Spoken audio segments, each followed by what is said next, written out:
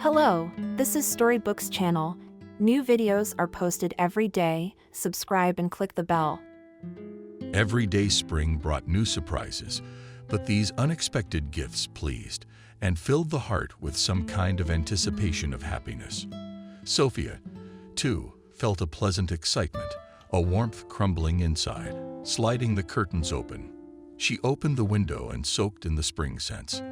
The air rushed into the spaciousness of the kitchen. The woman put her face up to that same ceiling and whispered, "God, it felt good." It's not for nothing they say that spring awakens the desire to live. Sophia squared his shoulders. Romance, a useful thing, but not for me. And all because for me life has long ago acquired the format of duty. The woman put the kettle on the stove and headed for the refrigerator.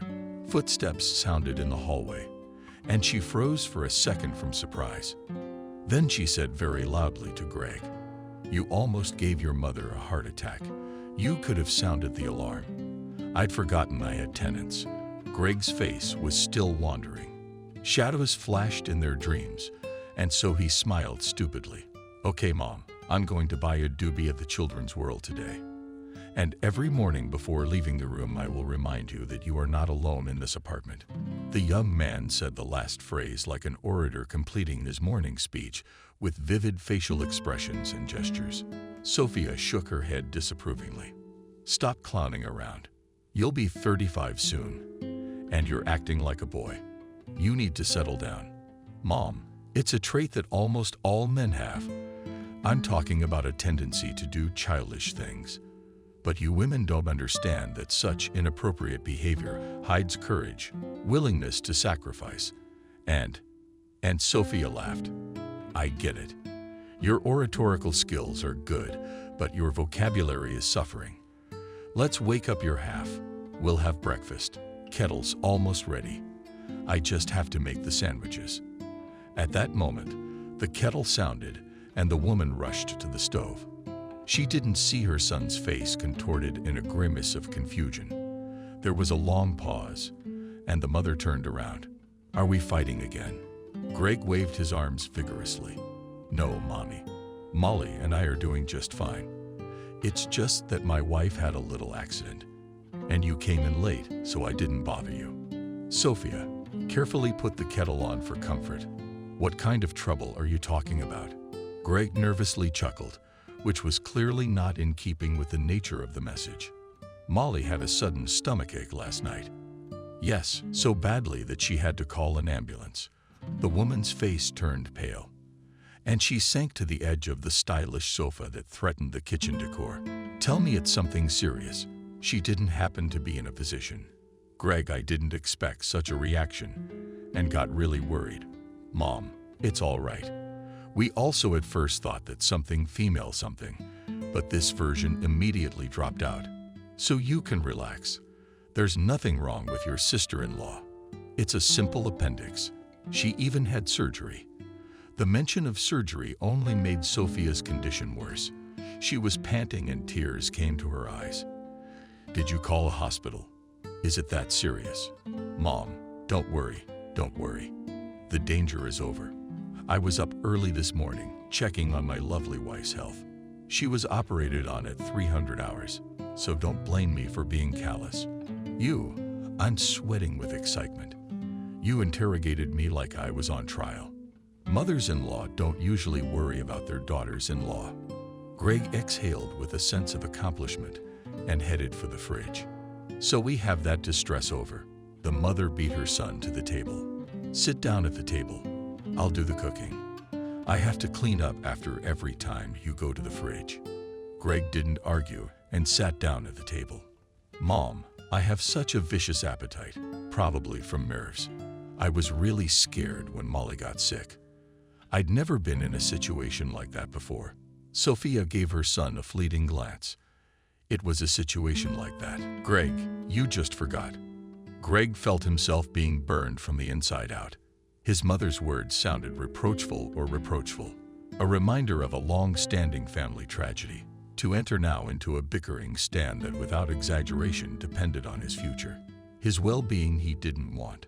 So the best thing an adult son could do in the situation was to switch to another topic. Greg had often used this method in his childhood, and he was eager to use it now as well. "Mammy, I've been meaning to ask you for a long time, but I haven't had the chance. Maybe you could move in with us. It's hard to run a serious business away from civilization, and not quite convenient. We have a spacious apartment for 2 people with a lot of square meters. Soon the renovation will be finished, and it will be even cozier. So think about my proposal." Sophia figured out her son's maneuvers, but she also did not want to spoil her mood in the morning. She only noticed as a victim. "You think you're going to get your mother by turning the tables? It's not gonna work. I can guess your plans by your breath." The woman quickly cleared the dishes off the table.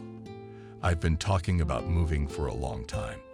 I'm quite comfortable in Castle Pines, and in modern conditions you can do business from anywhere in the world, even from the North Pole." Greg passed by, not forgetting to imprint a kiss on his mother's cheek. Already from the hallway, he shouted cheerfully, "Mom Molly in the second surgery in Ward 6. If you go, she'll bring slippers and a robe, and I'll drop by in the evening. Greg should probably bring something to eat." Greg reappeared in the cramped space of the anteroom as a humorist. The tenants themselves called the space between the hallway and the kitchen. "Mom, what are you doing? You can't eat at all after abdominal surgery. I think you can drink. You can't eat. All right, I'm off."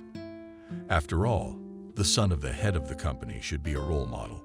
Sophia, as if remembering something important, made an expressive gesture.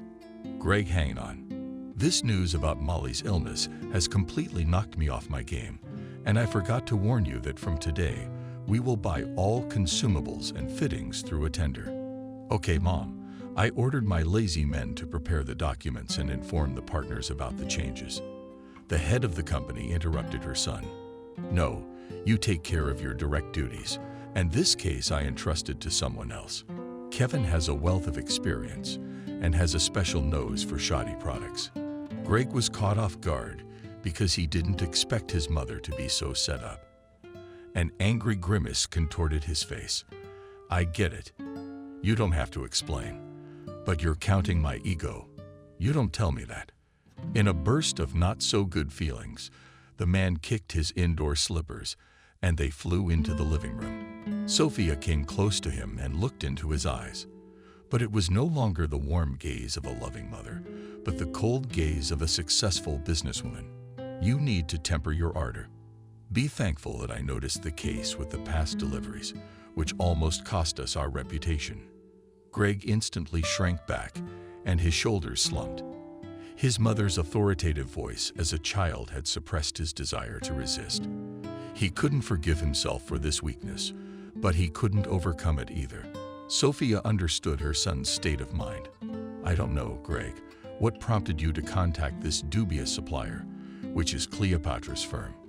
But I have no right to take risks.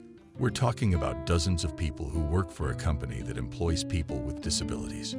We have a number of benefits, and I cannot allow myself or anyone else to cheat these people, to deprive them of their present and future.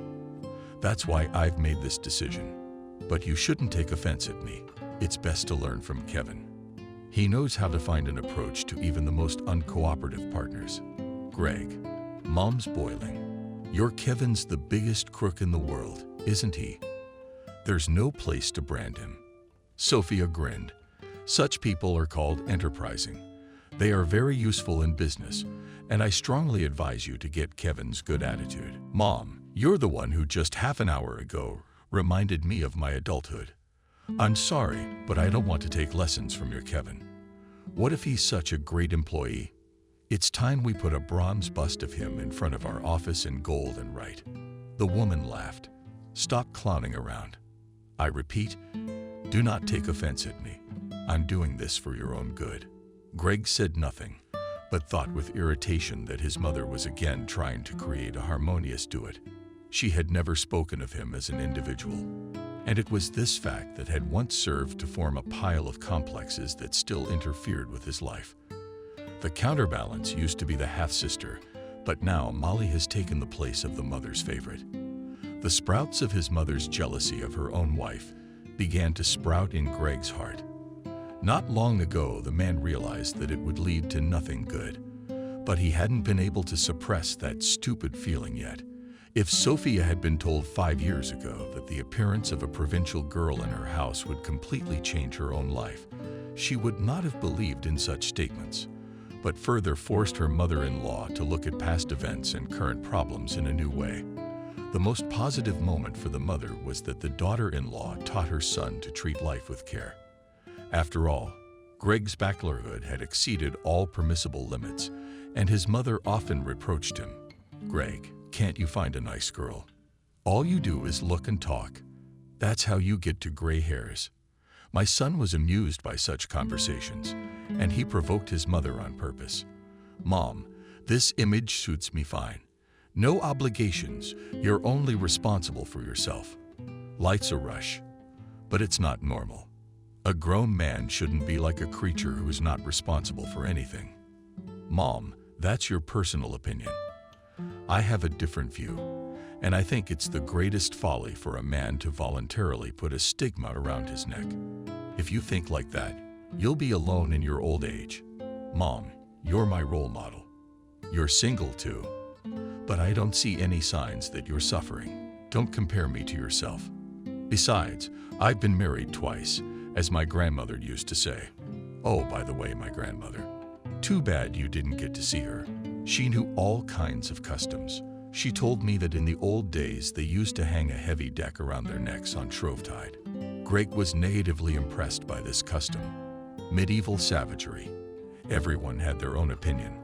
But still, this conversation influenced Greg, and he soon met a girl with whom he started a strong relationship. For almost 2 years, Greg and Cindy lived in a common-law marriage.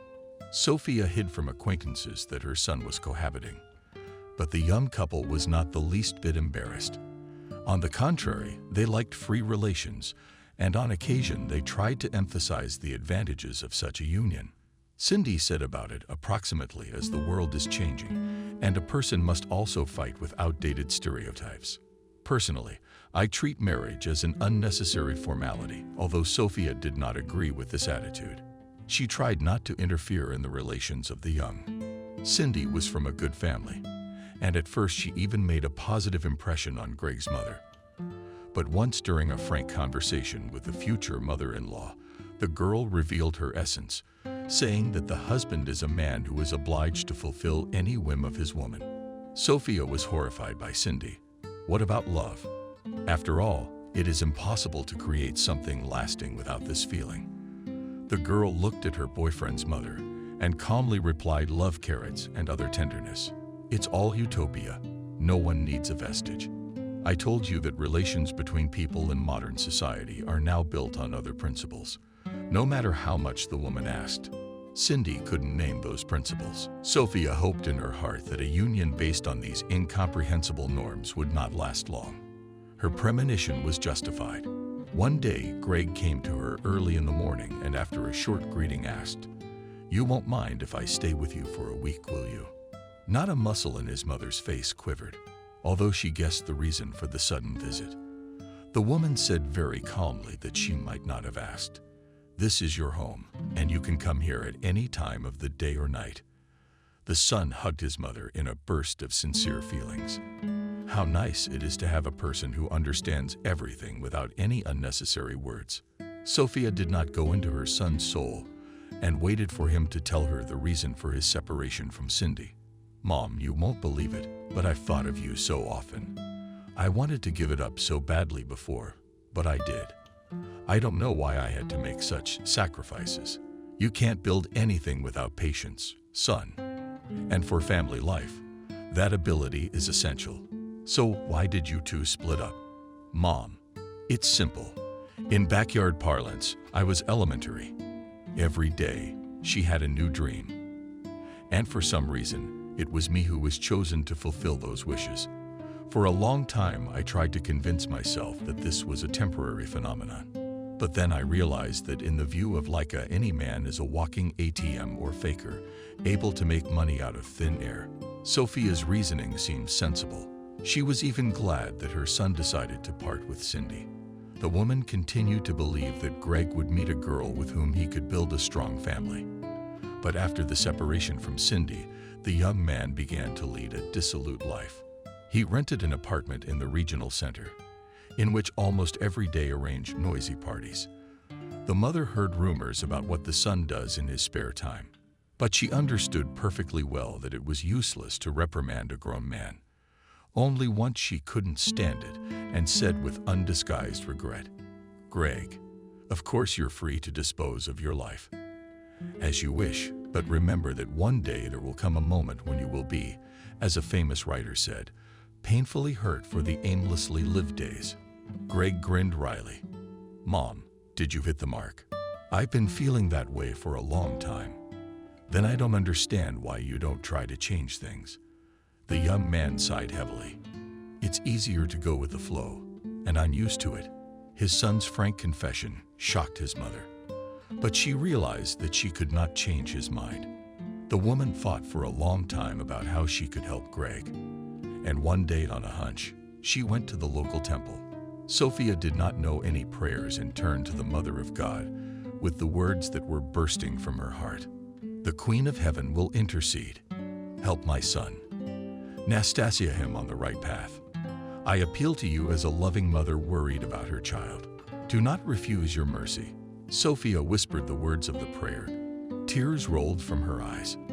An unfamiliar old woman watched her for a while, and then came closer. "Pray, my dear.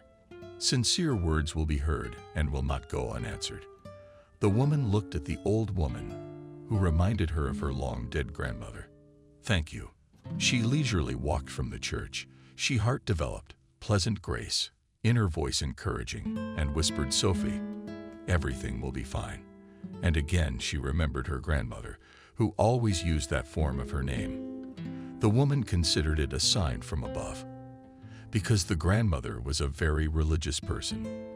The next day, Sophia again prayed in the temple in front of the images of yesterday's old woman and did not meet her again. Surprisingly, but visits to the place of spiritual solace became regular. And every time after prayer, the woman did not forget to leave some money for the needs of the temple. Perhaps her appeal was heard in heaven, or was it a coincidence? But Greg's life changed abruptly. One day, he arrived at Castle Pines unannounced, along with a petite blonde. In a solemn voice, he announced, "Mother, receiving guests. This is Molly through the walls." My fiancé Greg all glowed, and the mother realized that her son at this minute very happy. Molly looked at him with admiration, but was silent the whole time. Sophia was charmed by this lovely girl from the first minute. She began to fuss around her guest, trying to anticipate her every wish. "Molly, come in, make yourself at home." "Greg, what are you standing there for?" Greg was pleased that her mother was making such a big fuss over the girl. He expected a slightly different reception, and was very surprised by the warmth and even tenderness that flowed from his always strict mother. Having got a convenient moment, the young man whispered, "Mom, you do not recognize you today. You are on a roll." Sophia threw a reproachful look at her son. "How do you think I should behave to pounce on the girl with questions?" "No, Mom, keep it that way. I can see that my Molly is in shock. She's not used to this kind of attention." The guests really felt awkward the first night and acted very stiff. At every question, she blushed and lowered her eyes. So Sophia decided not to embarrass the girl and to postpone the clarification of biographical data to a more favorable time. After dinner, the son approached his mother and whispered in her ear, "Mom, if you can make a bed even in Kelly's room." The woman looked at her son with surprise. "Aren't you from your mom?" Molly was brought up in the old traditions, so to speak. She wants to take things step by step in our relationship. So you decided to play along. "No, Mom, it's not a game. It's more about not insulting someone I care about. Molly is an amazing creature. She's ethereal. I confess that it gives me great pleasure just to be near her, to look into her bottomless Greg eyes. I think you've fallen in love for real." A mother's heart sing with happiness. "Sophia, I really wanted this shy girl, who didn't have a single gram of makeup on her face, to really feel comfortable in their apartment. She herself walked her into a room that had been empty for almost 10 years. Settle them further and feel free to contact me if there are any difficulties. Suddenly, the girl snuggled up to her for a moment. Are you two so alike?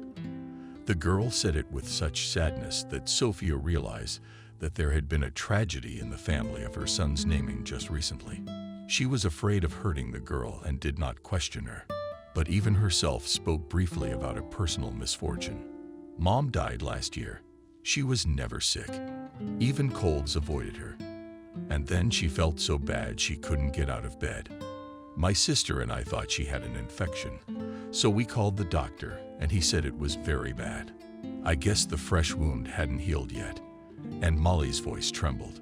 Sophia hugged her. If it hurts, try not to remember. The girl burst into tears on the chest of her future mother-in-law. I try not to think, but I can't. Mom is always in front of my eyes. Everything happened so fast. In just 2 months, the disease ate her up. It's been over a year now, and we still can't get over it. And Dad still can't believe Mom's gone. They loved each other very much. He says that for him life without Mom is meaningless now. Sophia sat the girl down on the bed and sat next to her. I too suffered a terrible blow many years ago. My youngest daughter was missing. She wiped her tears with the back of her hand, even childishly. Yes, Greg told me about the accident, but not in detail. He and I have an unspoken pact not to bring it up. To be more precise, we're at odds about it, and we don't want to make things worse. Greg is certain that Kelly is dead. I know she's alive. A mother's heart can't be deceived. Molly clung to Sophia again. This is your daughter's room. Yes, everything's still here, like it was then, the last night before Kelly disappeared. Lie down, Molly. Let yourself have happy dreams. The woman didn't notice how she'd become more intimate. She kissed her son's friend as she had kissed her youngest daughter before bed. Greg was fiddling in the kitchen. Seeing the mother, he asked with a chuckle, "And what was the secret? Did you cure her?" "Nothing much." Sophia's gaze slid over her son's face and froze somewhere outside the window. "Greg, I'm not a superstitious person, but I don't think it's random. She looks so much like our Kelly." The son saw his mother on the verge of a breakdown, and in a heartbeat, Mom threw herself at him. "We had a deal." The woman smiled embarrassedly and crossed her arms over her chest. Yes, I remember. But it goes to my head. And she's almost that age. And that girl looks alike." Greg raised his voice. "There's no resemblance." "Mom, are you trying to convince yourself of that? I thought things had settled down, and you're just stirring things up again." The young man spoke with obvious irritation. He nervously tapped his fingers on the capital, imitating natural stone. Had he known this would be the case and put off meeting Molly? The mother looked directly into her son's eyes, and that look made him wince, as did the woman's words. "Greg, I often catch myself thinking that you don't care at all about your sister. You talk about Kelly as if she were a piece of furniture, not a living person. And that's your sister. I'd hate to think you're so damn close." Greg realized he should say something, but his tongue felt like it was glued to his palate. Sophia looked at him one more time and went to her room. "Don't forget to turn off the kitchen light when you head to bed." The children stayed at Castle Pines for a week. Sophia became very attached to Molly during this time and was happy to tell her the secrets of her favorite homemade recipes. The two women developed a very close relationship almost immediately, which never faltered in 3 years. Molly, at any opportunity, boasted to friends and colleagues at work friendship with her mother-in-law. Sophia is an extraordinary woman. She destroys all the stereotypes that are attributed to mother-in-law.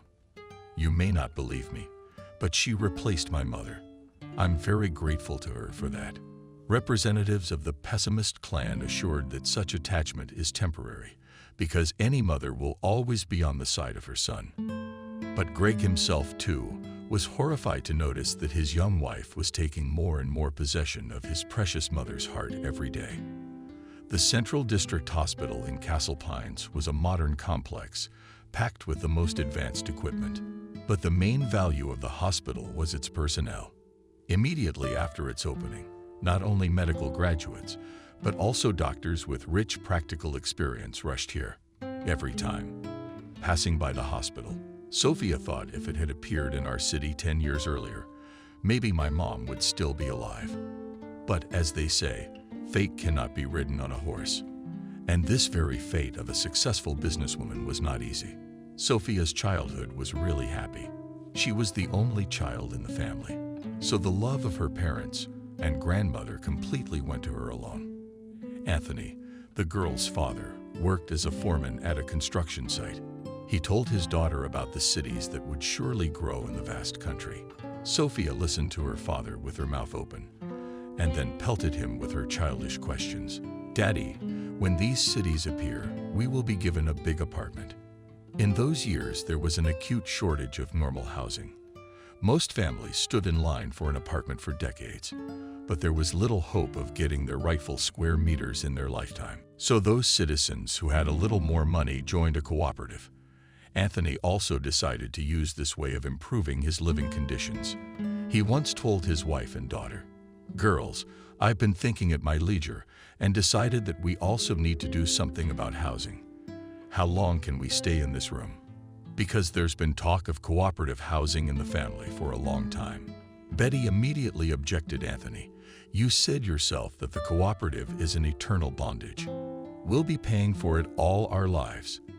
The man looked at his wife enigmatically. "It's okay. We'll get by. I was offered a good position here, which means that I will receive almost twice as much." The woman wouldn't give up. "Anthony, what if something happened to you? God forbid. What are we gonna do then? I don't think we should rush. The coup is moving forward, and in 5 years we'll get an apartment."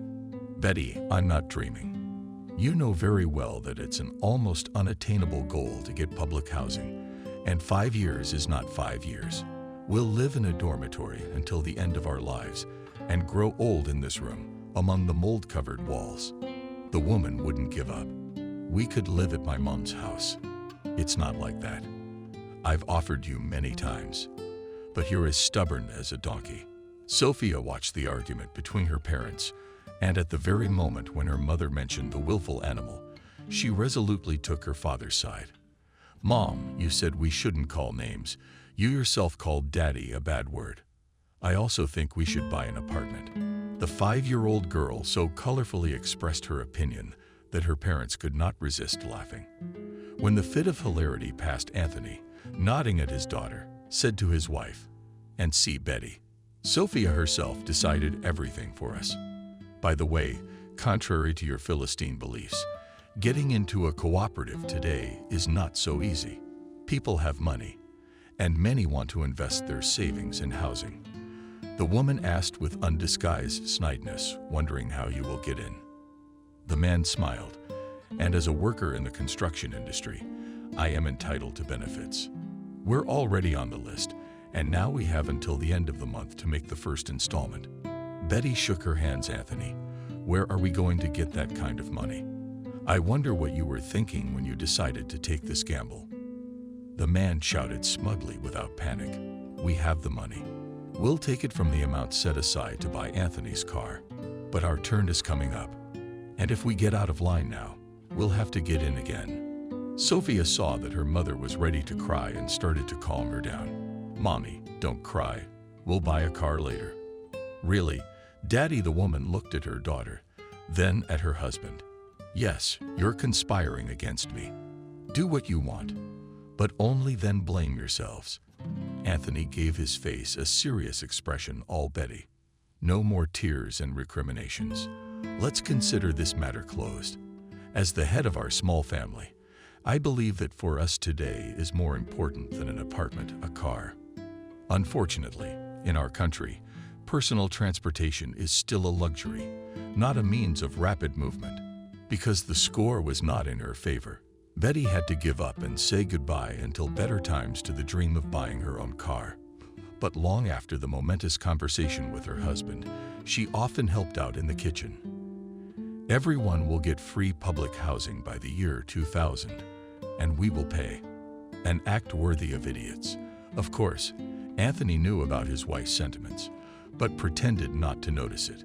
And soon Betty herself got used to the idea that they would live in a cooperative apartment and would have to pay for all the fun out of their own pockets. In less than 2 years, the 9-story high-rise was completed, and the family moved into a spacious 3-room apartment.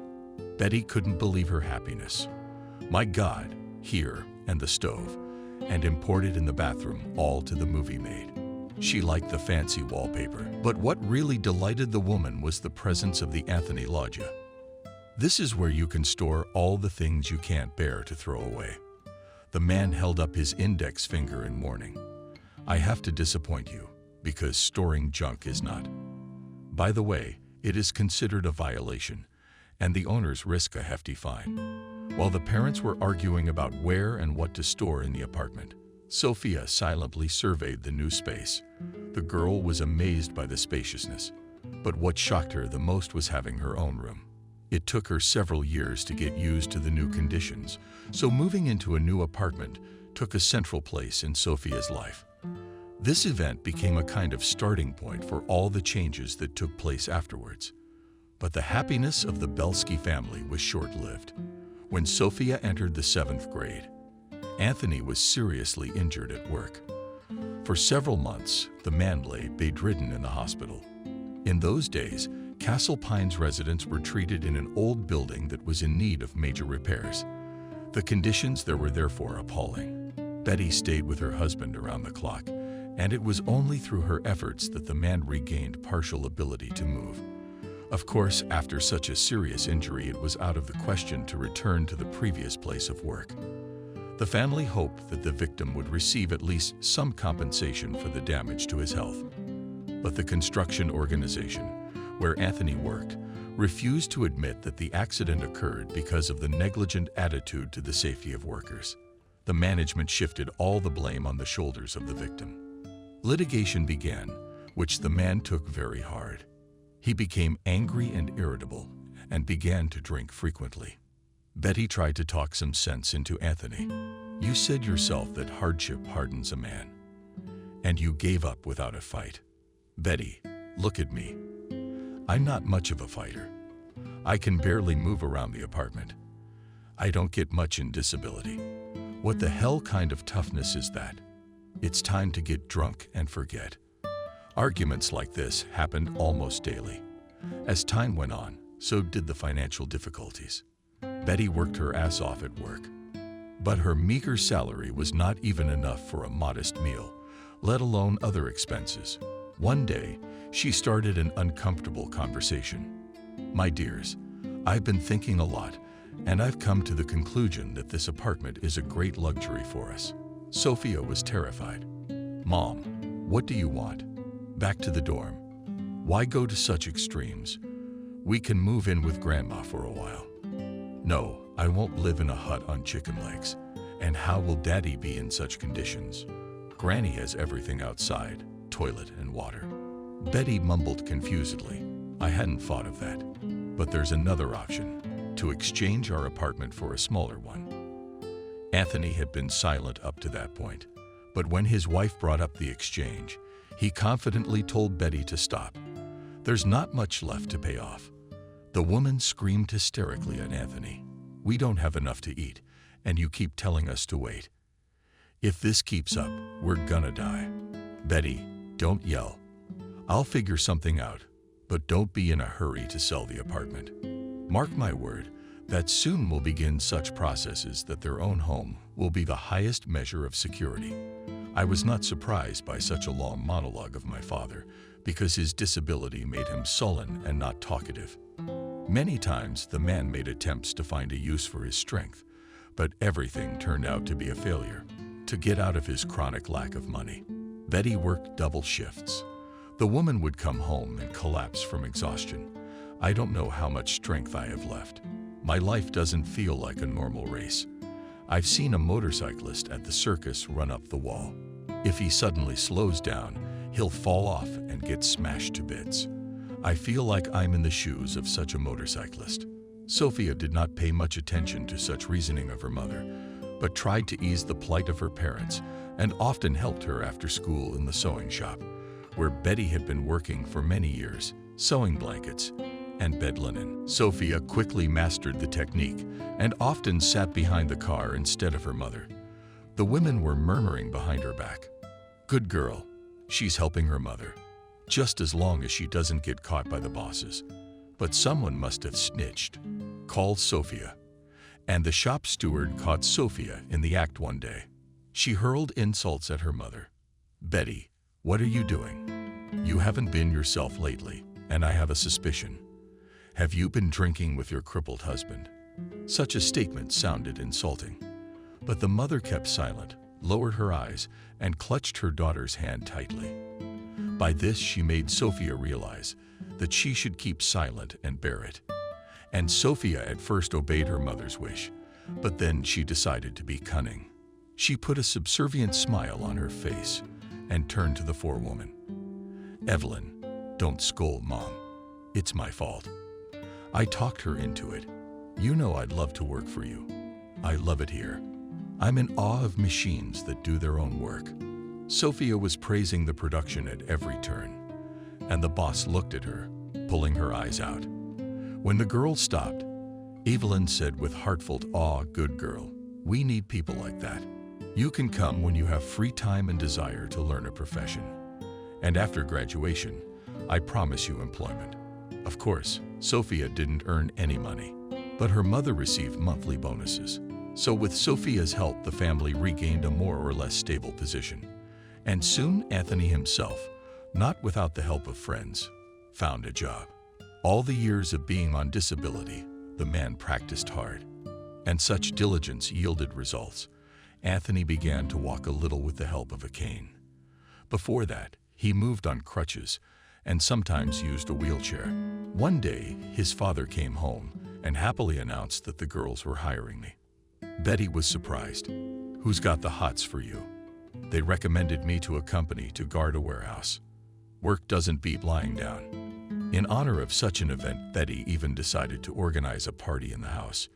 In the evening, when the guests went home, she raised her eyes to the ceiling and quietly said to her daughter Sunny, "God must have heard my prayers. Maybe he'll give us at least a quiet life." Anthony only worked for a couple months.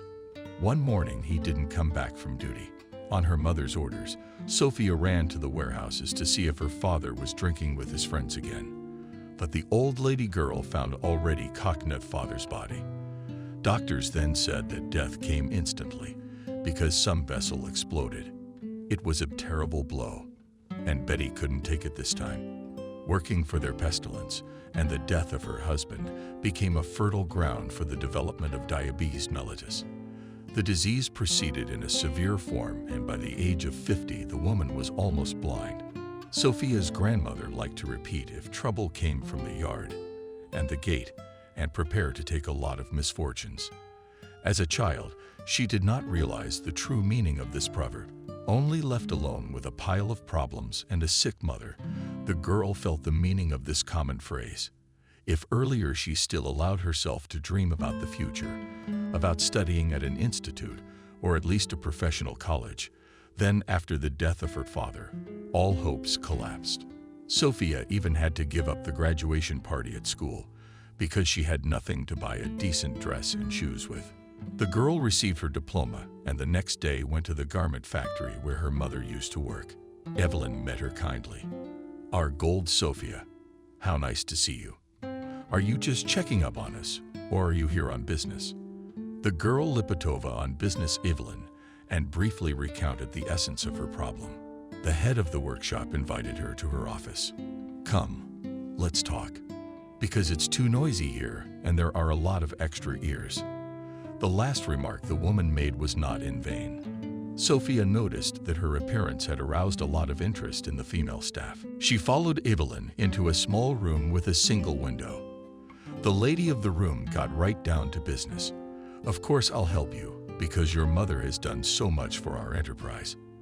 But I must warn you that perhaps our shop will soon be closed down or sold. There are such talks, but nothing can be fixed, because nobody needs unprofitable enterprises. This is the oil picture.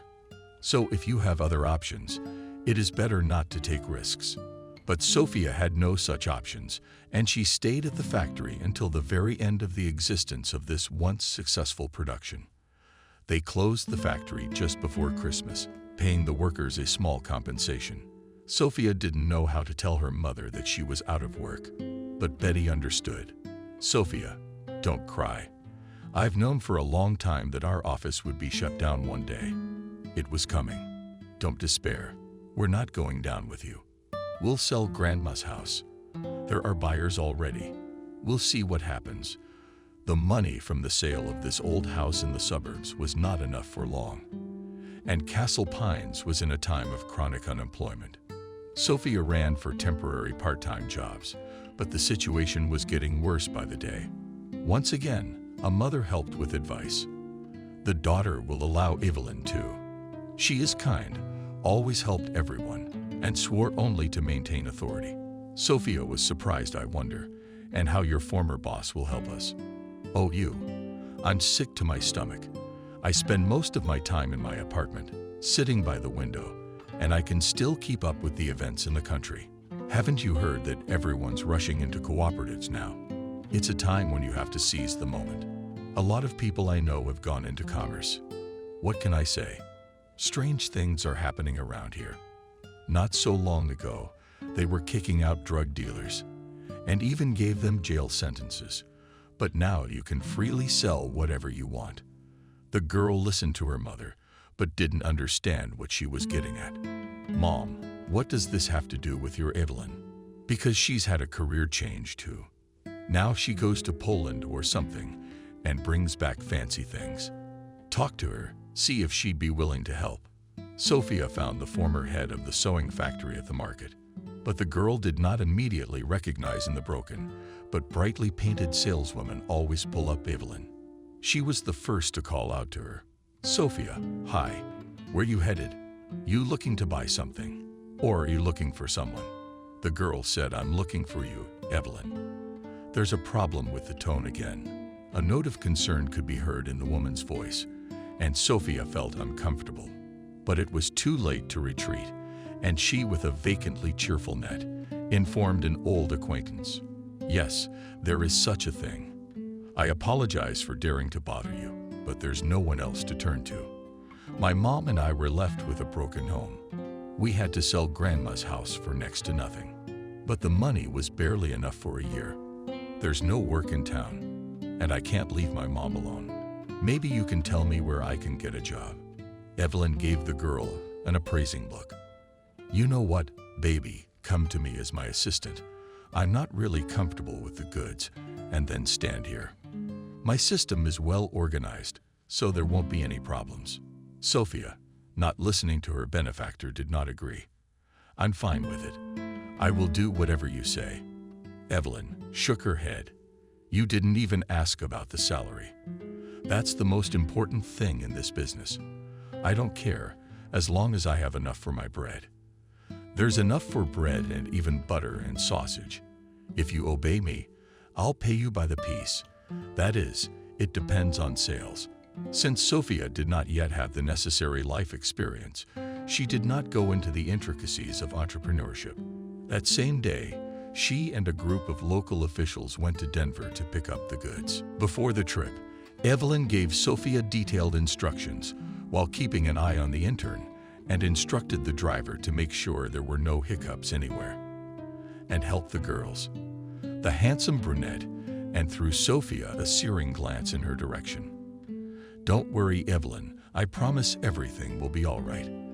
The young man was the owner of the name Leo.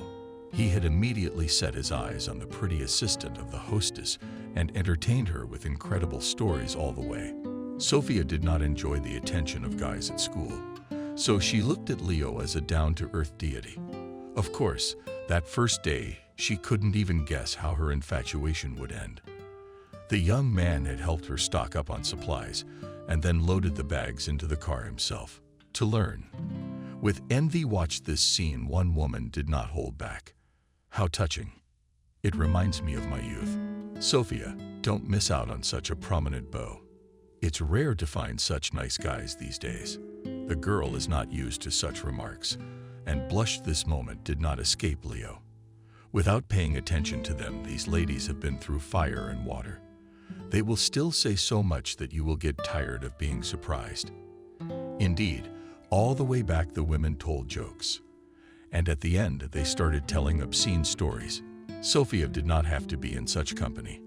And she blushed. Then pale Leo paid absolutely no attention to the obscene talk of the goods and only occasionally winked at the girl.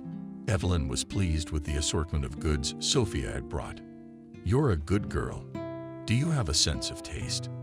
These people are ready to give everything they have in their wallets for imported rags. That's why the main rule in our business is to please the customer." Sophia caught everything her mistress said on the fly.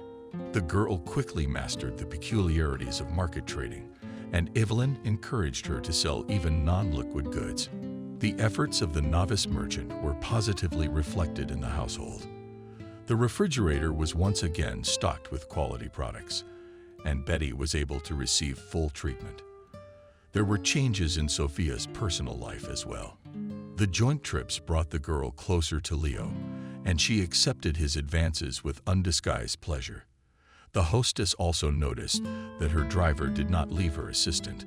Guided by the best intentions, Evelyn decided to hurry up the young man. "Leo, you're acting like an inexperienced boy. Women like determined men. If you walk like a bull and moo, she'll sleepily find another beau." This advice was given publicly, right in the marketplace. Frill-seeking commodities broke up with laughter, and the couple in love did not know where to escape from the attention of everyone. Apparently, in retaliation to the women or because of the desire to prove that he is a real man, immediately without leaving the counter, made Sophia an offer. Quite original in form. "Why, Sophia, marry me. We'll improve the country's demographics together. I don't promise golden mountains, but you won't get bored with me." The humorous tone and inappropriate situation did not embarrass the girl. She immediately agreed to marry a man she knew almost nothing about. Sophia was shocked when her daughter told her the news. "Sophia, you can't do that. Marriage is a serious step in every woman's life. You don't know anything about it, Leo." Sophia didn't expect such a reaction from her mother. She started to calm her down. "Helen's mom is very nice. He doesn't even smoke and does sports, and I think I love him." Betty cried. "She thinks you're not even sure how you feel. How are you going to live your life? Without me, you'll be lost." And then Betty said with childlike naivete, "Mom, I'm not going anywhere. We have a big apartment. Helen's renting a room from an old lady, and you don't mind if he moves in with us." Betty reluctantly agreed to a shared living arrangement, but she'd disliked her son-in-law from day one. But he returned the favor, so Sophia often had to play the role of referee during the verbal fights that often took place in the kitchen. One day, when her son-in-law was not at home, Betty said to her daughter Sophia, "Can't you see that your husband isn't who he says he is? It's written all over his face, and I know in my heart that your marriage is going to end." Sadly, the girl has a grudge against her mother. "Thank you, Mommy, for your good wishes. You're used to thinking only about yourself. That's why you don't like everything I do." After this exchange of revelations, the daughter and mother stopped talking for a long time. Betty thought out a bit. It wasn't until Greg was born that the little grandson became the meaning of life for the sick woman. He, too, rejoiced at the birth of his son and made grand plans for the future. In an optimistic stroke, he promised his wife Sophia, "We will soon live like they show in the movies. We will build a 2-story house with a swimming pool, buy a luxury car. She will go to an elite school." Sophia wanted to believe in these bright prospects, but these plans were not destined to come true, because Leo got involved in a dirty story. Sophia remembered that winter day when masked men burst into their apartment and dragged her husband out of bed. The little son was screaming in fright, and the law enforcers, ignoring the children's cries, laid her husband face down on the floor and twisted his hands behind his back. The young woman instinctively rushed to the aid of her beloved with a shout, "What are you doing? You are treating him for the time being. but one of the aliens roughly pushed her away. Sophia hit her head painfully against the wall, so she could not hear well how her husband promised her Sophia in parting. "I will definitely come back. You just wait for me." Neighbors watched from the windows as men in camouflage led them Helen with the Hall long back arms to the car. A few days later, rumors spread through the neighborhood that Sophia's husband was involved in the death of a prominent businessman. Acquaintances began to avoid Betty and Sophia, and friends and distant relatives stopped answering their calls. Even Evelyn, embarrassed, once said, "You realize that this is a rather delicate situation. You can't go against public opinion. So you and I are going to have to part ways. There's too much at stake, and I can't risk my reputation. Besides, I'm going to buy a little store in the region." The landlady paid the girl a substantial compensation and made it clear that all relations between them. From that moment on, all relations between them were terminated. Later, Sophia learned that Evelyn had become the owner of a chain of stores selling branded clothes. Helen was given 10 years in a strict regime colony. The young woman did not want to hear about this person anymore and changed her surname to her maiden name. The housing cooperative also had to make new documents. Only the patronymic was left from the native father. Public opinion affected the life of the young woman. She unsuccessfully searched for a permanent job, contenting herself with casual earnings. But the heaviest blow was the death of her mother. Betty's condition deteriorated sharply and required expensive medicines, for which the daughter had no money. Black clouds again thickened over the head of the young woman, and she no longer believed that the sun would again smile on her bright streets. Man is an amazing creature. He gets used to even the most unbearable conditions of life. Sophia, too, quickly got used to her new status. And against reasonable logic, she even managed to use this unfavorable circumstance to her advantage. After all, she had to survive not only on her own, but also to raise her son. And that required money. And she didn't have any. There was no one to consult with, and the woman was in total despair. One day, she went straight to the city administration. The officials were surprised by the visit of such an ambiguous person, but no one wanted to take responsibility.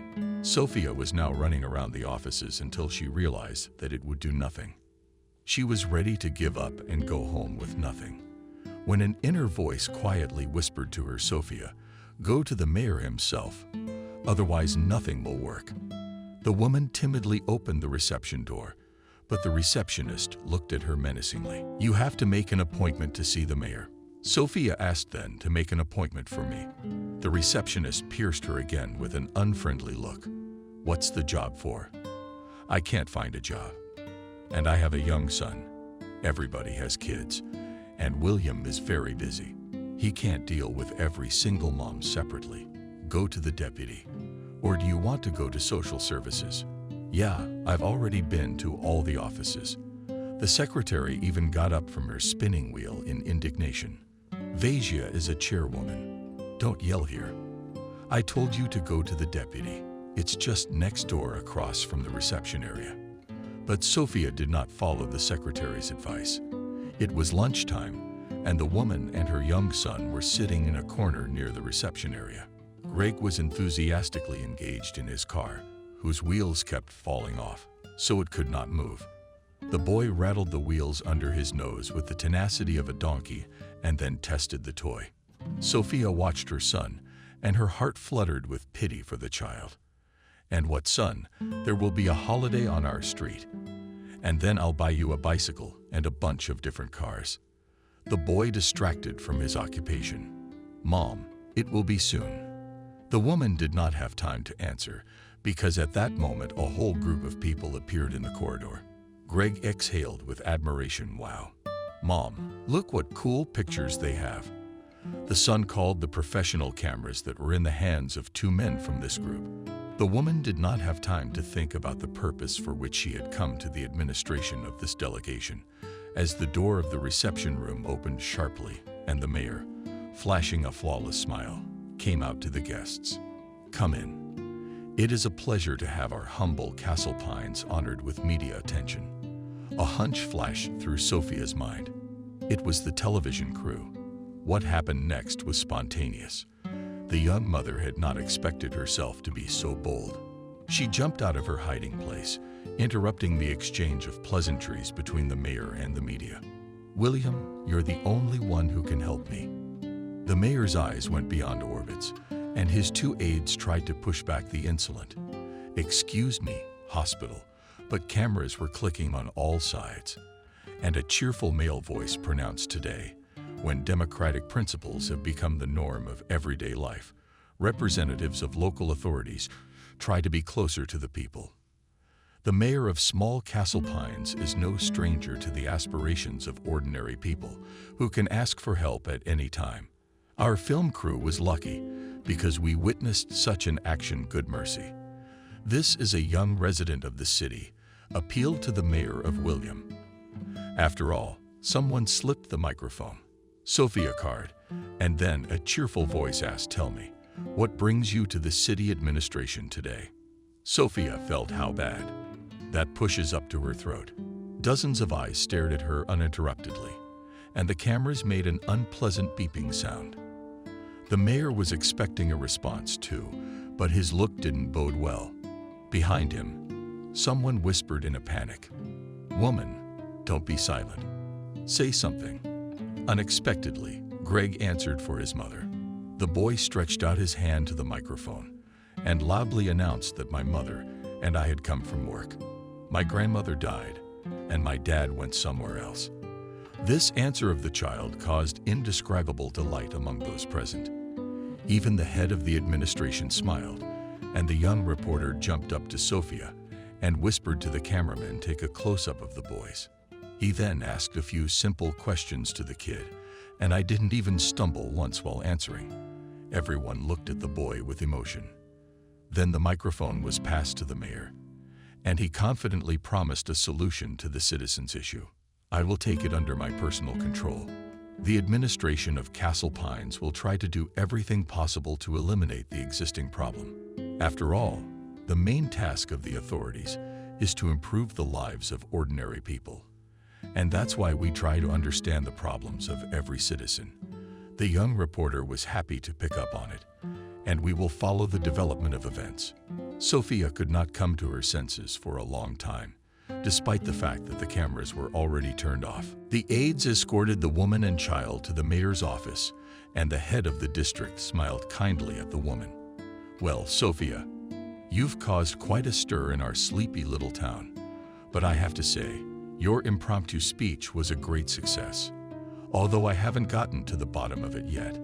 But I can tell you, you were definitely in the right place at the right time tonight. To be honest, I was stunned by your sudden exit, and your little boy deserves a special commendation. Well done. He's a little boy, but he's already standing up for his mom. Give me your 5. Greg extended his hand to the mayor. At that moment, for the first time in his life, he felt important and proud of what he had done. The mayor once again promised the young mom to get her a job. On the same day in the evening, a report with their participation was shown on TV. Not even 10 minutes after the news, the home phone began to ring. The most surprising thing was that the first to remind of themselves were those who had not so long ago denied her friendship. But the main events awaited Sophia ahead. The next morning at exactly 9 o'clock, she received a call from the administration and was asked to come urgently to the office of the deputy mayor. The official met the woman with a smile on duty. "We discussed all the options with William yesterday. How do you feel about business?" This direct question should have caused the woman confusion, but she immediately answered positively. "I helped my landlady at one time, but she left Castle Pines for the regional center. She has a chain of stores there." The official happily interrupted the visitor. "You see, as they say, desire and labor will overcome everything. Moreover, you have experience, but I have no education. Education is something that comes with the job. Today, everyone studies by correspondence, and there is nothing to prevent you from following this example." The deputy mayor talked a lot about the prospects of life in his native Castle Pines, And at the very end of his speech, offered the single mom to join the ranks of local entrepreneurs. The sewing shop where you used to work has been idle for several years. Soon there will be an auction, and the enterprise will go under the hammer. I admit that the administration has tried many times to find a good owner, but we have no luck with the buyer. No one can withstand even the insurance period. They think that investments in this enterprise will not justify themselves. Of course, there are difficulties, but you can't do without them in any business. A good owner or hostess will be able to find the key to the lock with a secret. Sophia realized that the deputy mayor was talking about her as a future business owner. She exclaimed in despair, "But I can't do it. And then I don't have any money." The official rubbed his hands together. "You can do it, and we'll help you. Especially since the case has gotten a lot of publicity. And now the TV crews won't be able to get away from us. I'm sure it won't be a week. How will you get voluntary sponsors? That's the kind of people we have in this country. They will give their last ruble for a good cause." The deputy mayor turned out to be right, and the young entrepreneur dared to start from scratch. They began to write articles about their business. Several times Sophia was invited to television. Patrons of the arts were also active, willing to help the enterprising woman. Max was among the voluntary helpers. Sophia always remembered her second husband with awe. But Greg, unlike his mother, even after many years thought of the workers with hatred. The morning talk had awakened these unpleasant feelings in his soul, and he showed up at the office already on edge. Wanting to put his thoughts in order a little, he headed for his office. But no sooner had Greg opened the door than he heard the cheerful voice of Kevin. "Greg, are you late today? I've been waiting for you." The last thing he wanted to do now was to listen to the head of the supply department. So Greg made a short arrangement. "My wife got sick last night and was taken to the hospital by ambulance." Kevin's face changed. "And what happened to your wife? If it's a secret, you don't have to tell me. I realize you can't tell me everything about family matters. There's nothing secret. Molly never complained of appendicitis, and then suddenly it kicked in. Sophia must have gone to visit her sister-in-law this morning. That's why I see she's late. Greg, you have an extraordinary mom. Are you lucky to have her?" Greg wrinkled his nose. "Kevin, I know all about my mother. If it's a matter of business, why did you just let your thorns out? Did I step on your tail? Kevin, let's not turn my office into a place for unnecessary discussion." Kevin took offense, as evidenced by his flaring ears and unkind eyes. He said emphatically formally, "All right, Greg, let's switch to the business language of communication. If you are not already aware of it, I have to inform you that Sophia has instructed our department to buy materials and fittings." Greg impatiently interrupted. "I am aware of that. If that's all you wanted to tell me, I dare not detain you any longer." Kevin minted separately, every syllable. "You're wasting your breath, Greg. To me, it's a very narrow neck, and not everyone can get out." "Greg Boyle, are you threatening me?" "God forbid. Absolutely not. As a delicate man, I just want to draw your attention to one very important point. You don't shit where you feed." The last words Kevin said, clearly alluding to his failed deal. "I warned you it was dangerous to mess with Cleopatra. And you didn't believe Uncle Kevin. Be thankful your mother doesn't know you're being arbitrary. I am a deeply decent man and do not engage in whistleblowing." Greg felt cold sweat rolling down his back in large data. Barely audible, he whispered, "Thank you, Konstantinovich." Kevin headed for the exit. But the very doors turned around Greg. "Do you want some ethical advice? Keep it simple, and people will be attracted to you." Kevin closed the door behind him, and Greg sat down in the chair, leaving his head back. "What day is it? Molly gave out a number tonight. Then my mom surprised me. And now Kevin's trying to teach me about life. How much does he look like my dead stepmother?" The wheel of memory has turned again this morning and taken a turn back in time. And, as the song goes, Greg took a trip down the waves of his memory. In his 80s, Greg perceived everything that happened in the most vivid colors. It's adults who can color life in halftones. But children are clear, day and night, friend or foe. Max bursts into their lives, suddenly disrupting the order of the house. Yes, his appearance only entitled him to his mother's attention and love. So the boy's first reaction was indignation. Then he did not realize that his mother had decided on this important step not immediately. Most likely, she had been seeing Max for some time, but she did not dare to invite him home. It was late fall when Sophia told her son, "We'll have a guest today. What do you think about it?" Greg looked at his mother with a sidelong glance and muttered, "I don't think so. Why do we need a guest?" The mother was confused and began to explain that people should socialize because it's boring to be alone. The son looked at her and kept wrinkling his nose. "Mom, I know all about friendship and good relationships, but I think that we are very good together. But if you want more friends, you can invite them over. Just don't make me smile and say anything stupid." "Sophia," laughed Greg. "What do you think?" My boy didn't understand the meaning of the word and remained silent. Only at dinner he asked who your guest was. The woman had been waiting for this question and answered readily. "Have you seen him before?" "Once. Remember, when we bought the factory, different people came and offered to help us. I remember that day very well, because one of the sponsors gave him a game console. True, it quickly broke down. Recalls that moment. It was nice. This is the man who gave me the toy." "No, son. That man gave us some cars. They were used, but they were in good working order. His name is Max." The boy asked with feigned bewilderment. "What?" "A sewing machine." Greg came in, and with laughter, and the mother waited for the fit of hilarity to pass. "Son, I'm talking to you seriously, and you're a fool, studying."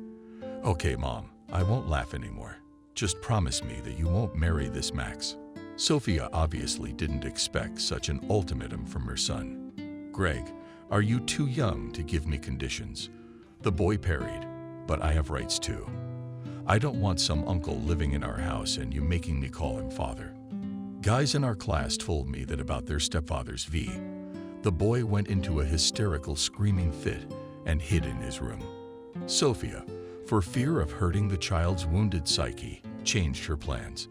She knocked on her son's room when he opened the door and said, "Calm down. We won't have guests today. Where will you go on a date?" "I'll come with that Max." "You guessed it." The woman hugged her son and kissed him on the top of his head. "Zhika, don't be so mean. You choose your own friends at school. Notice that I do not interfere in this process at all. Let me make my own choices." When his mother went to live, he felt so sad that he almost declared. He barely waited for his mother to return and right in the hallway expressed his final decision. "Mom, let this your Max comes to us. Then I am very bad alone without you." Max won the heart of the boy that from the first meeting, he did not start to pussyfoot with him, and spoke like an adult, although his mother also always took into account his opinion. But Mom is a woman, and Max is a grown man, and he is, as the boys at school used to say. Very quickly, Greg became friends with his stepfather. Max drove him in his car to the zoo where the animals lived. He even let the boy sit behind the wheel of his car a few times. There were many more things that his classmates went in with envy of the farmer. Sophia was glad that her men had found common ground. One day she told her son, "Now, we have a real family." "You like that, Greg," Uncle Max admitted to the ladies. "He's really nice. He's fun to be with. He told me so many things. He also promised to take me night fishing." "Mom, I'll catch a bream like that, or even by myself." The boy showed with his hands the size of the fish he promised to catch. One day, he himself asked his stepfather, "Can I call you father?"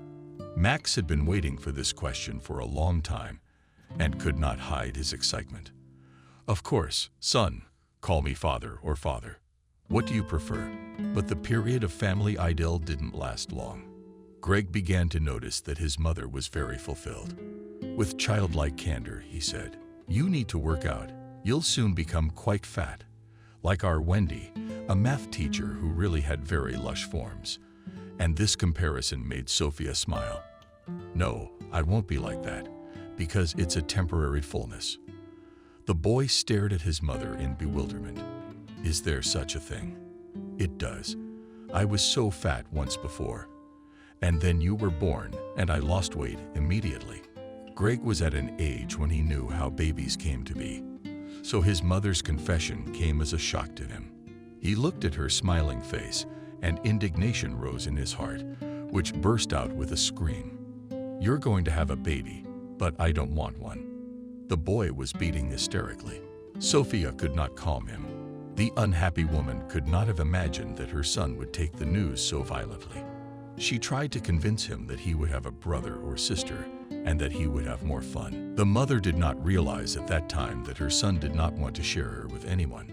He hardly accepted Max only because this person fulfilled his desires, that is, brought a certain benefit.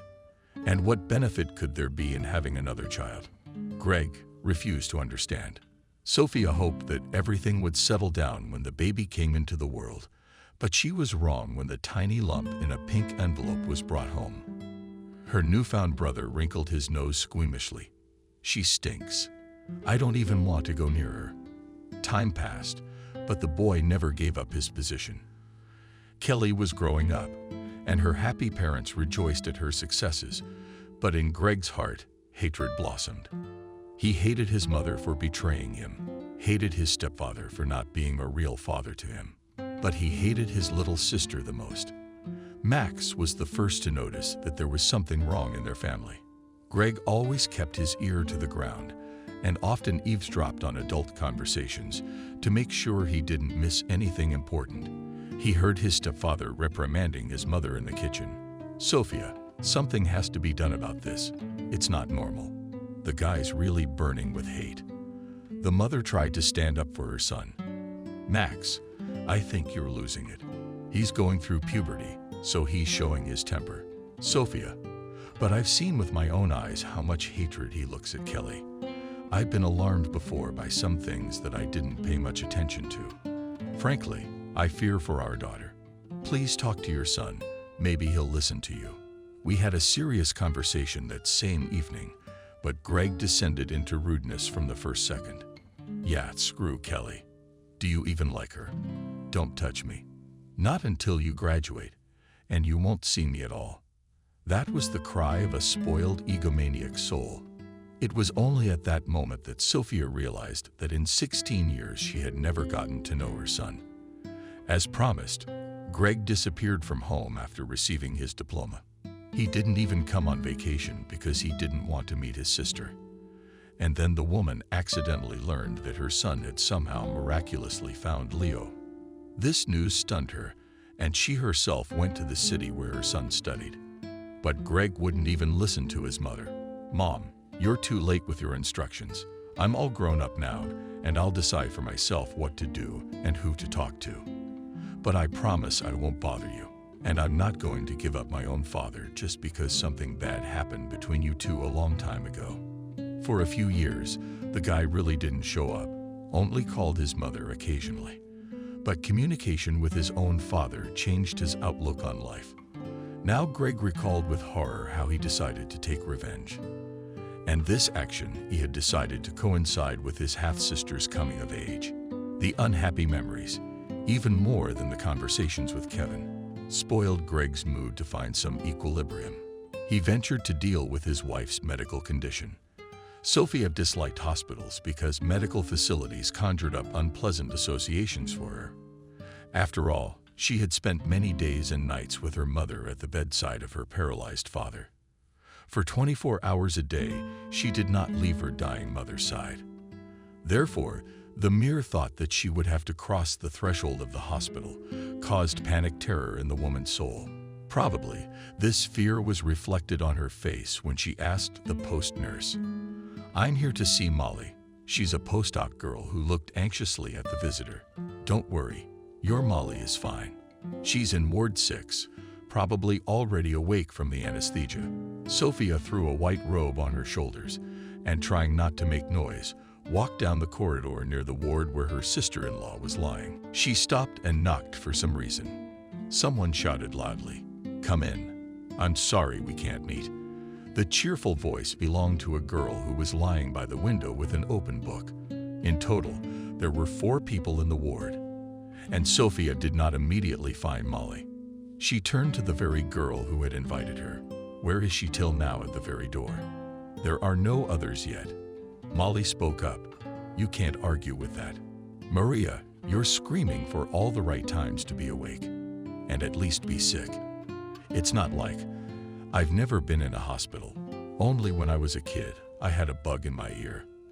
The doctors could barely get it out. Molly turned her gaze to Sophia. I knew you'd be the first to visit me. Zurich must have scared you. On the contrary, he was very tactful about everything. Sophia took her sister-in-law's hand. Tell me, how do you feel? Reluctant Maria raised her voice. I'm fine. Everything will be running by evening. Molly looked toward her companion. Maria, could you be quiet for a minute?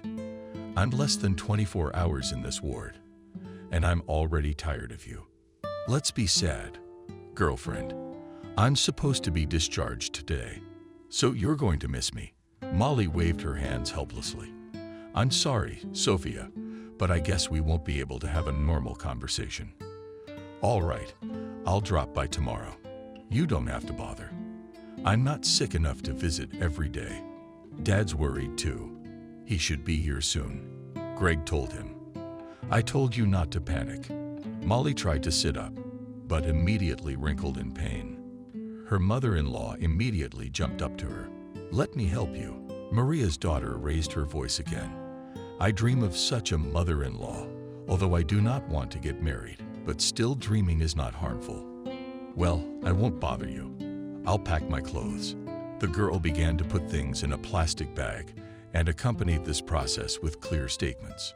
Sophia began to say goodbye to her sister-in-law, and at that moment a nurse came into the room. Queen, you're ready. The mouse stretched out, sitting down, threw off her hand to the invisible ones at the visor. Always ready. Sophia stared at the girl's hand, not immediately realizing what had caught her attention. Molly noticed that there was something wrong with her mother-in-law. What's wrong? Nothing. I'm fine. But the woman's eyes were fixed on her sister-in-law's neighbor. Meanwhile, Maria grabbed her bag and slipped past, and only then Sophia realized that the object of her concern was the silver bracelet adorning the girl's wrist. She hastily said goodbye to her sister-in-law. Molly, I have to go. I'll call you tonight. The woman hoped to catch up with Masha in the hallway and ask the girl about how she got this bracelet. But right in the doorway, she ran into Molly's father. Peter, did you scare me? The man didn't expect to meet under such unusual circumstances either. You almost knocked me over. Sophia, is there a fire somewhere? No, I'm just afraid I'm going to miss a little man. Well, I won't keep you. She ran down the corridor, but Maria was nowhere to be seen. Sophia couldn't find her in the check room or the waiting room. She jumped outside, but there were only a few men in hospital uniforms walking around. There were no women around at all. Sophia sat down on a bench. She tried to calm herself. Did you just think it was the same bracelet Kelly had gotten for her birthday? There aren't many trinkets like that on the market. Go to any jewelry store and you're bound to find a similar piece. Suddenly, Sophia's familiar voice sounded nearby. What's wrong with you? I must admit that I am concerned about your condition, so I said goodbye. You shouldn't be, Peter. I'm fine. Don't be fooled by an experienced detective. I have a keen eye, and I knew immediately that something had come up that caused you instant stress. Tell me, I may be able to help you. Although Molly and Greg had been married for over 3 years, their parents met very rarely and mostly on major holidays. So their acquaintance was casual, and they had never had a frank conversation. The woman was silent for a moment, and then looked hopefully at the matchmaker. You know, Peter, can you really help me? The man sat down next to her, and by his expression, it was easy to guess that he had awakened a professional instinct. I think I know what prompted you to chase after that girl who ran out of the room a second before I arrived. Probably tennis past or something else. It was more like a sign from above. Aha! I didn't realize you were superstitious. Sometimes there are moments in life when you start to believe in a higher power. It rarely happens to me, but this morning my grandmother came to mind. And then that girl with the bracelet. You intrigue me. If you could tell me more about it. And Sophia told her daughter-in-law's father how many years ago she and her husband gave their daughter a bracelet for her coming of age, which was made to order by a jeweler she knew. It was a personalized piece. There's an engraving on the inside. Kelly had long dreamed of such a thing and was very happy with the gift. A few days later, it disappeared. Tell me, under what circumstances did your daughter disappear? Tears appeared in the woman's eyes. She took a handkerchief out of her purse. I'm sorry, Peter. I'm sorry, Peter. Don't I know what it's like to lose a child? I've had many such cases in my practice, and unfortunately, they don't always end well. I'm still hopeful. I feel in my heart that my Kelly is alive. I was so reluctant to let her go on that unfortunate camping trip, and my husband said you can't stop a girl from doing what she likes. Kelly was very fond of traveling, and that day they went to the lakes in groups.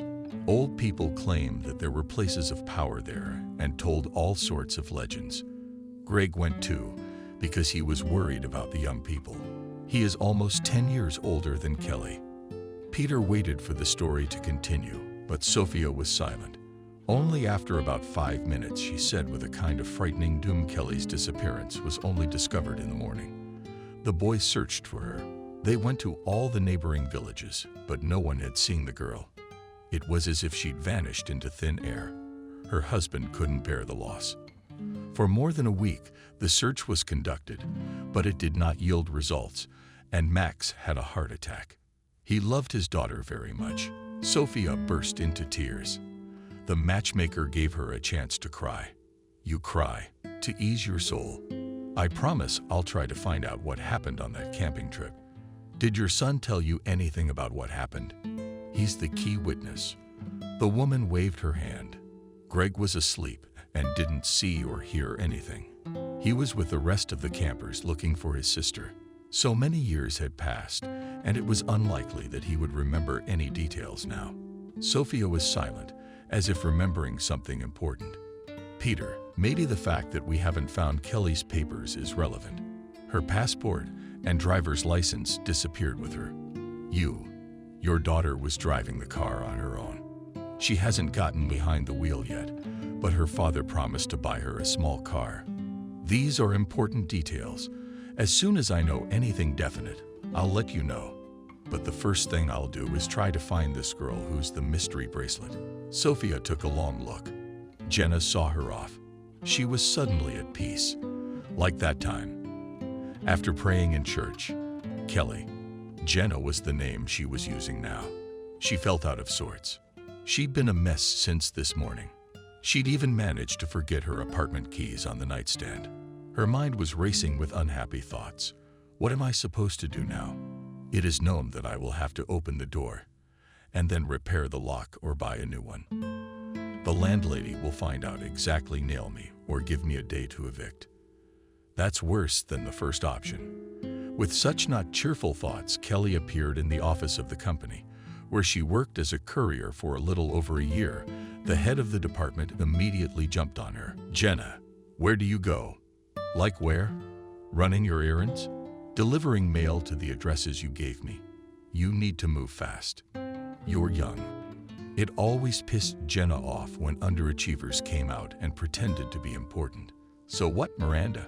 If I'm young, I should be running around like a horse. By the way, you're not much older than me. Don't compare. You're a long way from me. The girl snapped. To your place. Don't worry, I don't claim it. The superintendent smirked. What do you care? Go to work. I still have to distribute advertising brochures for today, and then to prepare for tomorrow's report for the month. Isn't that a lot for one person? That's your direct responsibility. That's right, Miranda. You've got half the department working their asses off, and I have to run around for everyone. Jenna voiced her displeasure with a deep sense of contempt for the slackers who made up the bulk of the company's staff for the umpteenth time this year. She thought wistfully that she had been wasting her time in this office, wishing she could make herself feel better. She muttered, "Did I have a choice? My whole life has become one endless quest, and I don't know when I'll reach the finish line." From the height of her years, the girl scolded herself for that childish act, but she couldn't afford to go back in time, because she knew what her disappearance from home had led to. Many times she turned back in her mind the events of 10 years ago and came to the conclusion that she would have done exactly the same thing today. Kelly learned to feel first and then speak. One of her first childhood memories was of her older brother's face contorted with anger. When her parents weren't around, he would scare her. Later, Greg began to apply to her younger sister more harsh measures of influence, pouring ice water and saying at the same time, "Die damn doll." Often, a loving sibling specially fed her sweets to make her grandfather appear. He would sneak her cat food and laugh at her when she drank the stuff. Of course, when Kelly was very young, she thought her brother was playing with her. But as time went on, it came to her that it wasn't play, but a sophisticated kind of bullying. It was useless to complain to her mother about her brother's behavior, because she thought her daughter was making it up. "Kelly, this is all your fantasy. You want me to believe them." Only her father tried to protect her from Greg's bullying. Life became a little easier when Greg went to college. There was peace and quiet in the house at once. All the parental love went to her alone. But one day her brother came back, and Kelly realized that he was up to something, and her premonitions were right. One day she saw Greg talking to a man she didn't know at all by accident. This was a man she had never met before at Castle Pines, and decided to follow her brother around a bit. The man didn't evoke any positive emotions. He was, what would be the right way to put it, a very unpleasant type. Decently dressed, quite handsome, but he was repulsive at once. Kelly didn't speak to him, of course, but it was enough for her to get a good look at him. He reminded her of someone, but who was it she hadn't realized right away? It wasn't until the 4th or 5th day of following her brother that she got close enough to hear what they were talking about. Greg and the man had entered the cafe, and Kelly immediately followed them. She sat down at a table that was behind an archway. The men couldn't see her, but she could hear them. They were talking about her, not just about her, but about their family in general. The more Kelly listened, the more the hairs on her head moved. The brother couldn't think of anything more original than simply getting rid of his hated sister. It was as if the man had even tried to talk him out of it. "Look, Greg, it's not really her fault. It's all her mother's fault. I mean, it's your mother's fault, too. If she'd waited for me to get out of jail, the three of us would still be living together. Dad, don't you ever say anything like that again. She's my mother, and she has a right to live. And the rest of you and your mother, I can work it out somehow. But these, and I want to start with my sister. She's ruined my whole life." The man immediately replied, "Okay, don't boil. If you want to decide, you have to do it. I didn't realize you had such hatred for her. Do you have any idea how we can pull this off?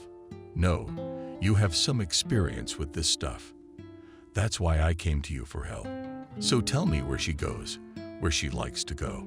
We need to make sure we're on the up and up." Greg started to tell Kelly was afraid to breathe.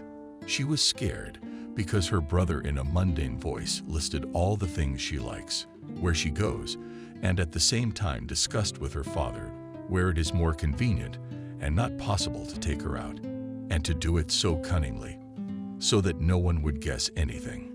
Kelly also realized one simple thing. After Greg gets rid of her, he's going after her father. She's going camping with her friends. They love the outdoors. Now, this is where we're gonna get into it. This could be very interesting for us. After listening to everything Greg knew, the man exclaimed, "That's what's needed." The girl could get lost in the woods, drown, fall from somewhere. The options are endless. Greg said, confused, "I don't get it. I'm the one who's supposed to be hating her. Who do you hate so much? Or are you going to send someone else on the trip? Don't worry. You're a big man, and she's just a young girl. You'll be fine. We'll figure it out." "Yeah, but how am I gonna get in with them? They're not my friends.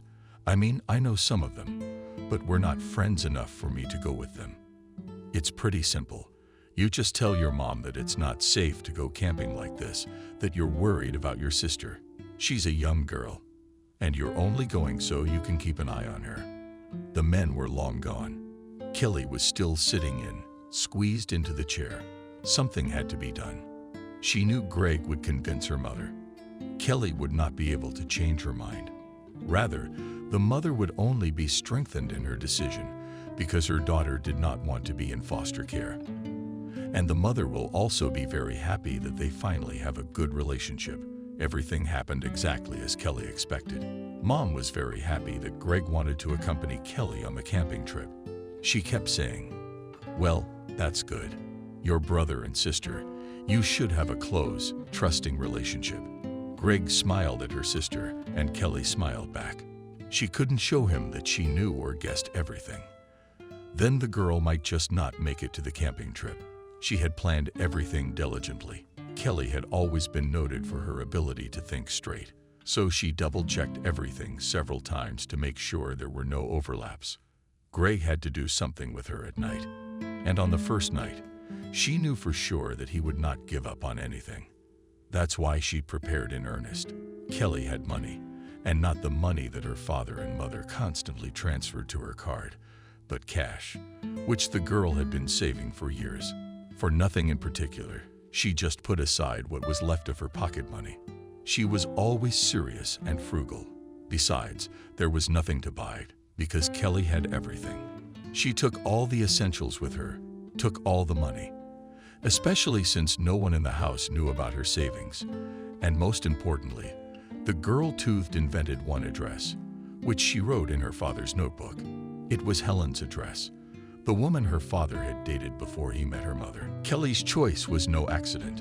One day, when Kelly thought she was in love and was having a disagreement with her father, Kelly shouted at him, "Dad, what do you know about love?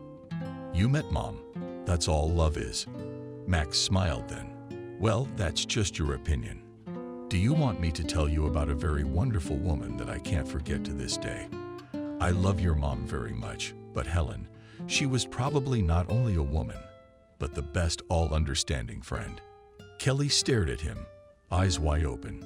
She had never imagined that her parents could have had anyone in their lives other than each other. "Helen and I met by chance. She was scolding me for almost running over a kitten. Of course, I just saw it late and stopped right away. But I got the best of her. You know, she was so beautiful in her anger, and then she just kind of spun around." Helen fought back to the last. She was married, and she had an invalid husband who didn't do a damn thing but grind her nerves. I'd ask her many times to leave. And then she just kicked me out. Said she was happy with me, that I showed her a different life. But she couldn't leave her husband, and she didn't want to cheat anymore. I understood her. Cheating is too hard for her.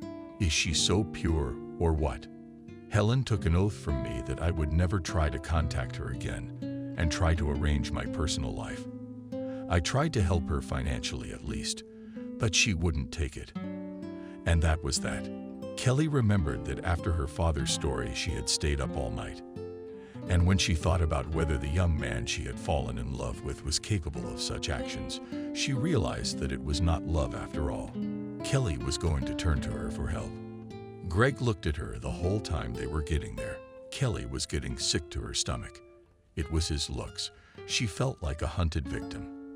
Everything went well once everyone settled down. And the girl Kelly was in the tent with fell asleep. She quietly grabbed her backpack and looked outside. Conversation could still be heard in the tents. This meant that Greg would not be doing anything right now. He wouldn't do anything during the night because it would be clear that the culprit for her death was someone who was here. Kelly wasn't going to hide for long. She needed some time to pass. Maybe something would change, or she would figure out how to get out of this whole situation. For now, there were no thoughts in her head. The door was opened by a pretty woman. "Hello, you're here to see me." "Yes, Helen." The woman looked at her with interest. "Yes, I'm Helen. Have we met?" Kelly smiled sadly. "Not really. I'm Max's daughter." Helen stepped back, clasped her hands to her chest. What's wrong with Max? Kelly rushed to reassure her. No, Dad's fine. He told me about you. That's why I came to see you. I need help, but only from someone who won't be thought of. Helen looked at her carefully. Come in. I'm alone now. My daughter has gone to her grandmother's. Strange, but Dad didn't say anything about a daughter. She must have been born later. They talked all night. Helen agreed that it would be better for her to spend some time here. At her place. Don't worry, you're not embarrassing us at all. I've got the world. You two are bound to become friends. How old is she? She's 2 years older than you. You know, after your father and I split up, my husband died a couple years later. He'd been drinking too much, so I decided to find my dad. I even came to your town. But then I found out he got married and his wife was expecting a baby and left right away. Kelly smiled sadly. I guess I should be jealous of your father, resentful of your mom. But it turns out that Mom took your place. No, don't ever think that. Mom met me when I wasn't around. She didn't take my place. Everything happened the way it was supposed to happen. And anyway, it's been years, so it's all in the past. Maria turned out to be a real-world girl. And Kelly also thought they looked a lot alike. Kelly even gave her her bracelet, which was very dear to her. And then Maria came into the room and said, Kelly, your dad's dead. It's all over the internet. That's it. From that moment on, Kelly's life was divided into before and after. Kelly, maybe you should stay. Where are you going? How are you going to live? Like everyone else. Get an apartment, get a job. But we're not kicking you out. Helen wiped away her tears, and Kelly spoke quickly. You understand me. Please, I can't. I can't live peacefully as if nothing had happened. Daddy, it's out of me. I should have realized this would happen. Daddy loved me very much, and Mommy will never forgive me. Let it be so. Mommy was already crying for me and Daddy. And me. I'll start all over again. It's just the way it is. At least give me your new address. No. Helen, please forgive me. I don't deserve to talk to you. Kelly, but you can't hide forever. They're gonna find you. You'll be working. You'll be on the payroll. They'll find you, right? No, no one's gonna find me. Kelly stepped into the night. In the pocket of her jacket was a brand new crystal and a passport, which she had gotten not so long ago for very good money. Almost everything she had. Molly was being discharged in a week. In all that time, Sophia hadn't seen Peter. And then they met nose to nose. Sophia, hello. You are also for Molly. But my daughter has long been more of a part of you than me. So I'll just meet her and walk her home. Well, I won't just let you go. At least we'll have tea together. Peter smiled, clarifying, I won't refuse. Especially since I managed to find out something. Sophia raised her eyebrows upward. So fast. Did you really find out something about that girl? Yes, I did. I didn't know it was possible. I've been looking for my daughter for years, and still no sign of her. Well, Sophia, that's if you're working for a paycheck. But if you work as a friend, it's a different matter. I don't justify my colleagues at all, but that's life. The woman nodded sadly. Yes, unfortunately, you're right. Molly sadly asked her mother-in-law. Didn't Greg come? No, Molly, he couldn't. The thing is that we have some changes in the firm, and now he has to work hard. Under Kevin's guidance, he'll try to come early today, he promised, and he said hello. Molly smiled. I can imagine what kind of mood he'll be in. I've heard enough about Kevin. Sophia laughed. He's complaining. It's okay. Let him study. It's for his own good. Molly only sat with them for 10 minutes. I'll go and lie down. I'm still a little weak. I have ideas, of course. My daughter. Peter smiled. It's so unusual, even unusual, to hear my daughter called daughter. Sophia smiled, but she's really like a daughter to me. You know, sometimes I think she's a lot like Kelly, just as gentle, kind. Peter frowned. Well, that's exactly what we're going to talk about. Sophia looked up. Yes, I'm listening very carefully. Peter took out a small notebook. So here's what I found out. Maria Queen lives in a small town. By the way, your late husband used to live there. I don't get it. What does that have to do with Max? Take your time, Sophia. So this girl lives with her mom. The mom's a couple years younger than you. But that's not what's important.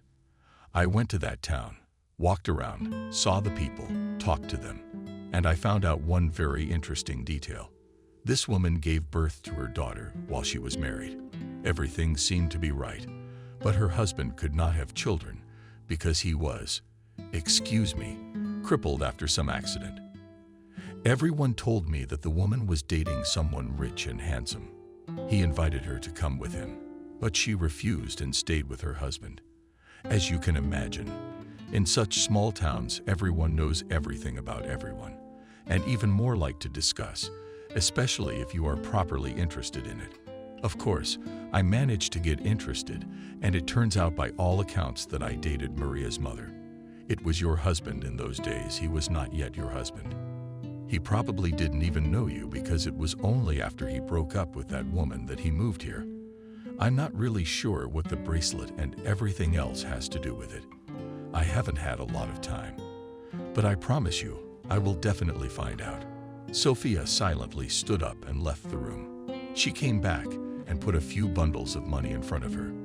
This is for your expenses. Something tells me you're on the right track. As soon as we find out about Dawn, that is, how he got to that girl, that's how we'll find out. Peter, please don't tell my son anything. I don't know why, but I don't think he'd be happy if Kelly was found.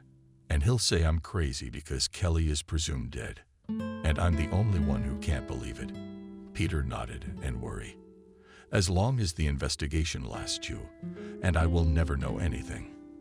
I understand that. I'll take money, but not much, just enough for a return ticket. Sophia shook her head negatively. No, take the money for all expenses. She also went upstairs, brought the keys. These are the keys to her husband's car. It's sitting in the garage doing nothing. They take it in for a checkup every 6 months, and that's it. I'll call the garage and have them give it to you. Peter got behind the wheels. Thank you very much. It's a very long commute on buses and trains. You know, you don't assure yourself very much that Kelly will be found. You realize you could be disappointed. Sophia looked at him quickly. I'm sure she's alive. Do whatever you want with me. Greg arrived a little early, as promised, and hugged his wife. Why did the appendicitis happen to you? Well, I really missed you. She even laughed. You say that like there's only one appendicitis in our town in 3 years. And I have it. No, of course not. Somebody's gonna feed me. I even put my finger to my lips. Don't yell. So Mom must be feeling sick. She's locked herself in her room for hours without coming out. Greg raised his eyebrows at his mother. It wasn't like that. Her beloved Molly was out of the hospital, and her mother wasn't flocking around her like a hen.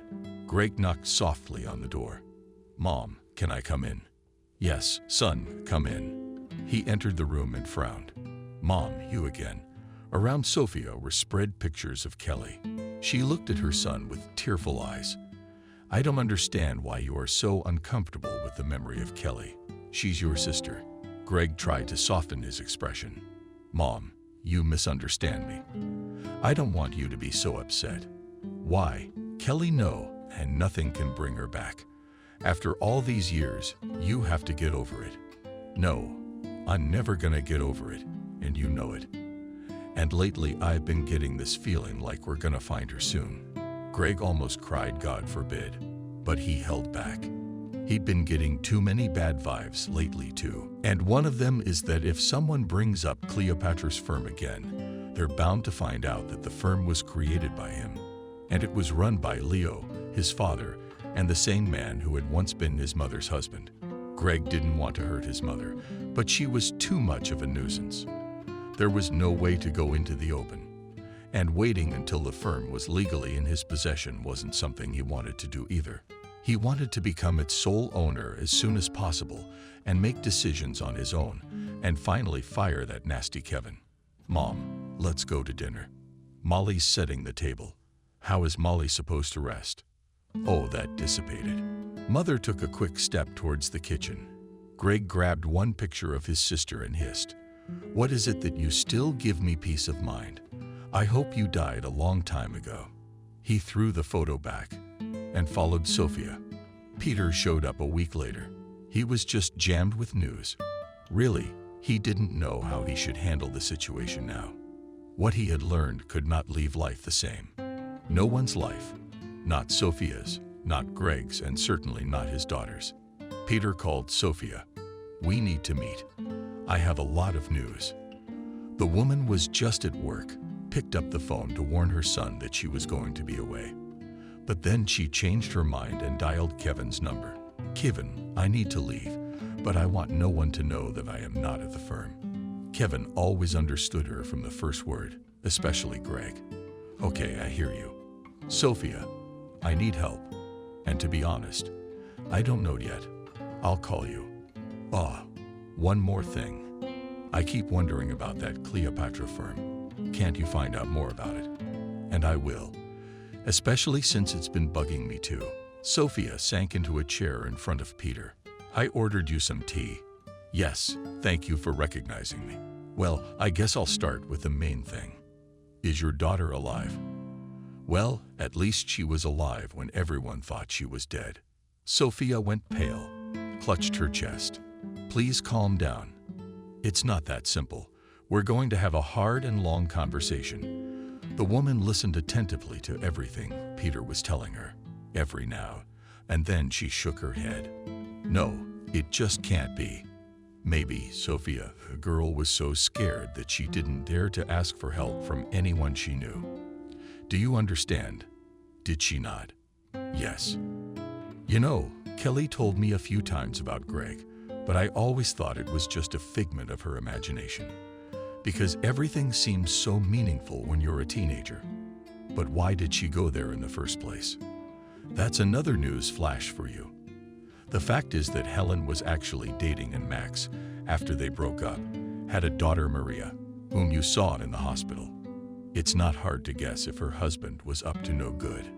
And Max, well, by all accounts, it's Max's daughter that he never found out about. Maybe that was the reason the girls had become such good friends that Kelly had given her her bracelet." Sophia looked up at Peter. "I don't understand. It's been so many years. Why hasn't Kelly come back?" "There are several reasons. The most important one, which she told Helen, is that she blames herself for her father's death, feels guilty in front of you, in front of the whole world. Either she's punishing herself, or she really feels that guilty in front of you. Second, are you sure that if Kelly comes back, she'll be safe? I mean, just hearing that conversation saved her life. No, that's just not possible. Greg, he couldn't. Sophia, I hate to say this, but I'm going to have to tell my daughter. She needs to know who's around her. After all, it's dangerous. No, he can't be a monster. He's my son." At that moment, the phone rang in Sophia's pocket. She picked it up. "Kevin, it's urgent. I'm a little busy. I won't take up much of your time. I want to tell you that Cleopatra's manager is very familiar to you. That's Greg, Leo's father. Yes, in fact, Greg gave him the firm. But why?